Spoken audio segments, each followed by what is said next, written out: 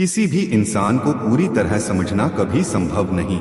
ये सिर्फ एक मिथ्या है कि हम किसी को पूरी तरह जानते समझते हैं। असल में हम किसी भी शख्स को सिर्फ उतना ही जान पाते हैं जितना वो हमें समझने का मौका देता है। किसी के अंदर कितनी सारी बातें चल रही होती हैं, यह समझ पाना नामुमकिन सा है।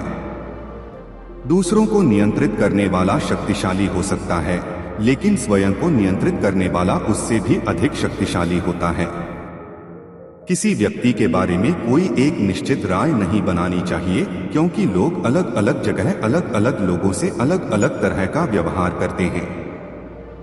जिस तरह से आकाश में मिट्टी उछालने पर वह मुंह पर ही गिरती है, उसी तरह से मूर्ख व्यक्ति जब अच्छे लोगों के साथ बुरा करने की कोशिश करते हैं तो उनका खुद का ही बुरा होता है।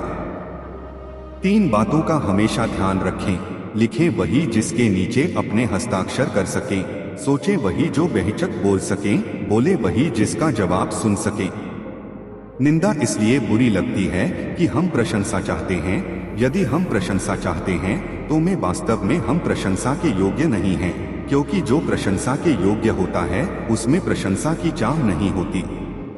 क्या तुम जिंदगी से ऊब चुके हो? तो फिर खुद को किसी ऐसे काम में झोंक दो जिसमें दिल से यकीन रखते हो। उसके लिए जियो, उसके लिए मरो, और तुम वो खुशी पा जाओगे जो तुम्हें लगता था कि कभी तुम्हारी नहीं हो सकती।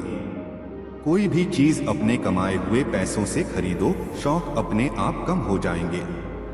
बहुत कम लोग इस तरह के मिलेंगे जो दूसरों की खुशी में खुश होते हैं। अधिकतर लोग सिर्फ अपनी खुशी के लिए बेचैन लगेंगे, सिर्फ अपने सुख के लिए, चाहे इसके लिए दूसरों को दुख ही देना पड़े।